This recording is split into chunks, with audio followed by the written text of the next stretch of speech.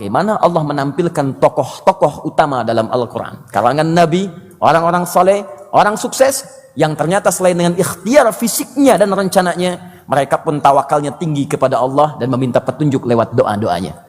Apa saja doa-doa itu yang disebutkan dalam Al-Quran dan ditunjukkan dalam hadis, dan apa maksud dari doa semua itu, seperti apa memahaminya, bagaimana menerapkan konsepnya dalam kehidupan. Itu yang coba kita bahas dalam kesempatan malam hari ini dengan tema doa-doa dalam Al-Quran dan Sunnah Rasulullah Sallallahu Alaihi Wasallam. Semoga Allah berikan kemudahan pada pertemuan malam hari ini, mudah disampaikan, mudah dipahami, dan insya Allah kita amalkan dalam kehidupan kita. Sudah siap belajar insya Allah? Baik. Bismillahirrahmanirrahim. Kita mulai materi kita. Doa-doa dalam Al-Quran dan Sunnah Rasulullah Sallallahu Alaihi Wasallam. Saya coba runtutkan dulu fase-fase kehidupan kita secara cepat, sehingga nanti kita bisa mendetilkan doa dimaksud di fase mana kita membutuhkan itu. Ya.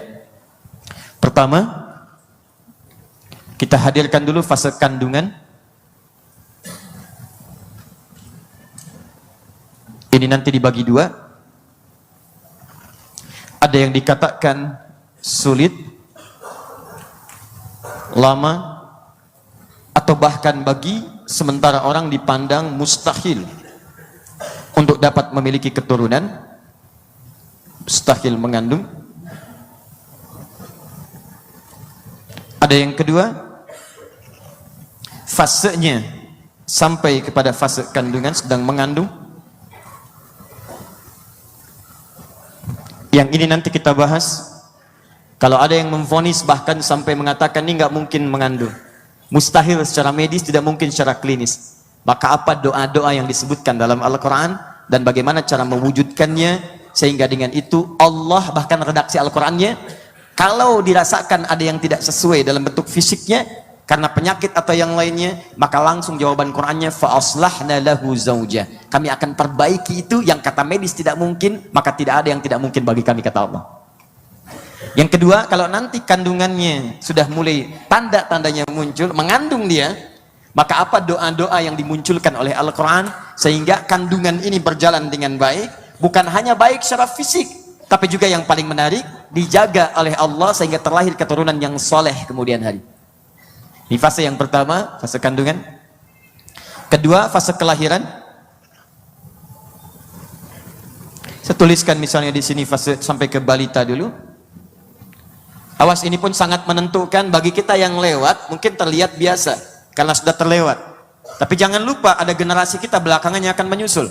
Anda tidak dapat, maka jangan biarkan generasi saat sebelum kita pun atau generasi nanti yang menyusul kita pun tidak mendapatinya. Ingat prinsip-prinsip sahabat Nabi. Kalau bapaknya nggak bisa, anaknya mesti dapat. Ayahnya tidak mendapatinya, anaknya harus dapatkan. Ibunya nggak mampu, anaknya harus bisa. Ibnu Abbas itu pengusaha, pedagang, pebisnis.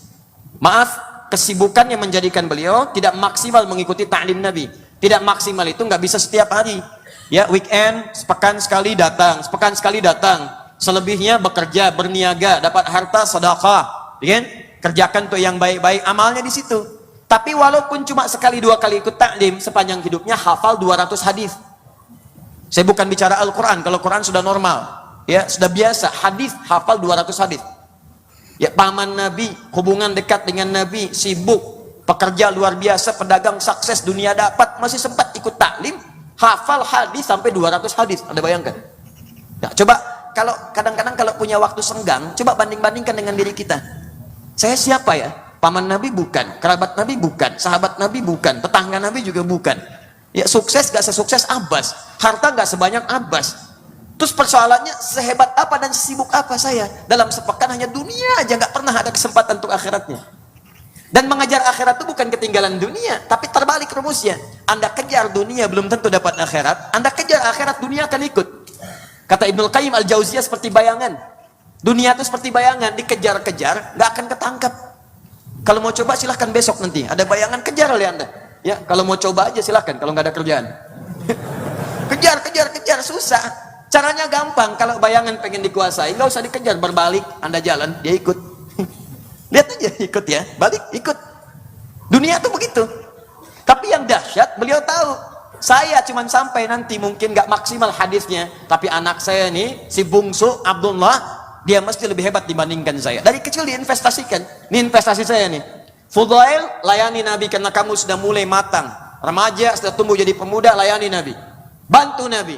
Sampai nanti wafatnya Nabi, yang membawakan air wudhunya itu anaknya Abbas, namanya Fudail. Ya, sebelum wafat di pangkuan Sayyidah Aisyah radhiyallahu taala anha. Kan diriwayatkan di Al-Bukhari, Nabi berwudhu dulu. Siapa yang membawakan bejana wudhunya? Fudail, anaknya Abbas. Itu bapak tuh mikir sampai ke situ. Bapak nggak mampu mendekati Nabi, anakku yang mendekati Nabi. Yang bungsu punya kesempatan banyak untuk belajar, dikirim ke majlis Nabi dari usia-usia dini, 2 tahun, 3 tahun, mulai merangkak-rangkak, bertemu Nabi, melihat cinta pada Nabi. Demikian anak-anak antum dekatkan di lingkungan orang saleh, maka dia akan mendapatkan bagian kesolehannya dan mencintainya. Dekatkan pada Tobot, dia akan cinta Tobot. Tobot X, Tobot W, Tobot Z, Tobot Nanya. Dekatkan pada Robocar, dia cinta Robocar, Robocar Poli, Embers, ya, Heli dan sebagainya. Ya, dekatkan pada Tayo, dia cinta dengan Tayo. Semua. Ya, dekatkan dengan ulama, dia cinta dengan ulama. Tinggal antum mau ngisi apa, install apa. Ya, bukan di-upload ya, di-install. Ya. Install. Jadi kalau Anda menginstal kebaikan, maka akan hadir di anak itu kebaikan. Maka ketika diinstal nilai-nilai kebaikan, dekatkan dengan Nabi, cinta dengan Nabi. Pengennya ke majlis Nabi, nginep di rumah Nabi, ternyata belajar. Nabi wafat usia anak ini 13 tahun kurang lebih. Bapaknya hafal 200 hadis, anaknya 2000 hadis. Gitu caranya.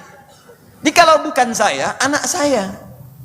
Jadi kalaupun nanti materi ini bagi antum mungkin sudah terlewat, ini berikan siapa untuk anak Anda. Anda belum hafal Quran, anak pertama belum hafal. Ya, berikan. Saya cuma juz 30, anak saya yang pertama 30 juz. Siapkan. Anak pertama 30 juz, anak kedua hadisnya. Kuasai kitab-kitab hadis, kalau bisa maksimalkan anak kedua. Anak kedua hadis, anak ketiga fikihnya. Bapaknya fikih sedikit, hadis tidak banyak. Quran belum hafal, tapi 3 anaknya Quran, hadis, fikih. Maka damai kehidupan antum. Ada masalah dalam kehidupan, baca gini, tinggal tanya, kakak apa ayatnya? Ini ayat Quran surat sekian, ayat sekian, posisi paling kanan, sebelah atas, agak pojokan dikit. Hadisnya apa? Bukan bidang saya ya. Adek, hadisnya apa? Ayah mau kitab yang mana? Di Al-Jami kitabnya begini, halaman sekian. Di kitab Sunan begini, di Mustad gak ditemukan. Di Mu'jam cari posisi yang ini. Subhanallah. Luar biasa. Apa hukum fikihnya? Itu giliran bungsu ayah. Bungsu apa fikihnya? Ayah mau mazhab yang mana? Menurut Hanafi begini, menurut Maliki begini, Syafi'i begini, ya. Kemudian Hambali begini. Yang rajih begini ayah, silahkan kita amalkan. Itu enak kehidupan. Pengajian kosong. 3. Fase remaja.